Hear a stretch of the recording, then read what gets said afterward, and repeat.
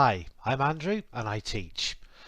I give classes in English and linguistics. As an English teacher with years of experience, I specialise in academic English, business English and exam preparation, especially the Cambridge suite of exams and IELTS. As for linguistics, tell me in advance what you need to discuss or learn about and I'd be happy to help. Remember, subscribe, it's free, it costs you nothing. Hit the like button too. Have you done it? Thank you. Anyway, on with the video.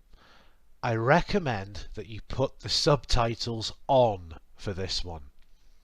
So, to make a noun plural, we just add an S. One apple, two apples, right? Wrong. We used to eat baguettes instead of sandwiches at lunchtime. Now we eat paninis. Okay, but panini is already a plural in Italian, where the word is borrowed from. In Italian, the most basic way to pluralize a noun is to change the vowel at the end of the word. So, two panini, but one panino.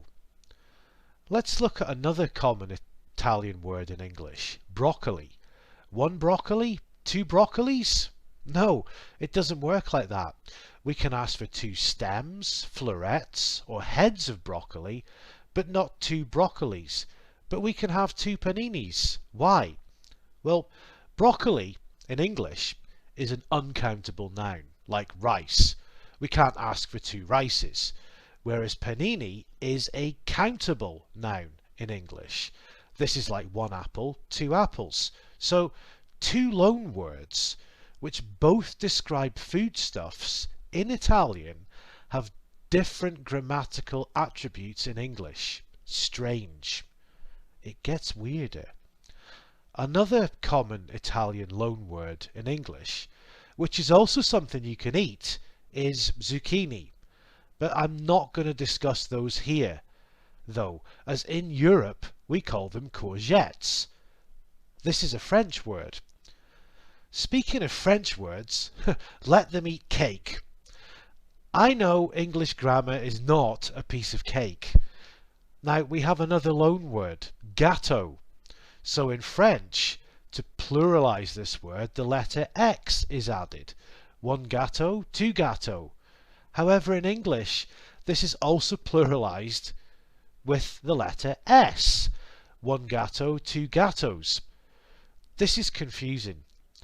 We also need to look at other things, which for some are food, such as fish. One fish, two fish. We have deer. One deer, two deer. One goose, two geese. One ox, two oxen. One sheep, two sheep. One buffalo, two buffalo. One swine, two swine. One shrimp, two shrimp. One trout, two trout. One mouse, two mice. Although you might not eat them. Another thing some people eat is meat from a calf. One calf, two calves. So, supposing we were to eat the creatures mentioned above, we would need a knife. But one knife, two knives. Will English grammar be logical in this life? No, not in this one, or in many lives. One wife, two wives. If we want some salad, we may need a lettuce leaf, or some lettuce leaves. Perhaps a tomato, but one tomato, two tomatoes. Note the spelling difference with the E. One potato, two potatoes. Do we need to be a spelling hero for this? One hero, two heroes. Perhaps we should give up and send a missile into English spelling. One torpedo, two torpedoes. I don't want to destroy our spelling convention though. So I will block any motion of destruction. One veto, two vetoes. This is ridiculous. What a family of irregular plurals. Speaking of family, one man, two men. One woman, two women. One child, two children. One person, two people. Maybe we could travel somewhere and English would be more logical. However, some transport nouns are strange. One aircraft, two aircraft. Watercraft, hovercraft and spacecraft are the same when used as singular or plural nouns. Let's get sucked down into this vortex, or these vortices. This video will have no index or indices, appendix or appendices, but I aim to make you pleased. English can sound really dumb. Let's look at words that end in The plural data, singular, datum. Did you get the plural memoranda or a memorandum? The plural curricula, singular, curriculum. There are many strata, but one stratum. Bacteria is for many, but one bacterium. Now, we can really go on.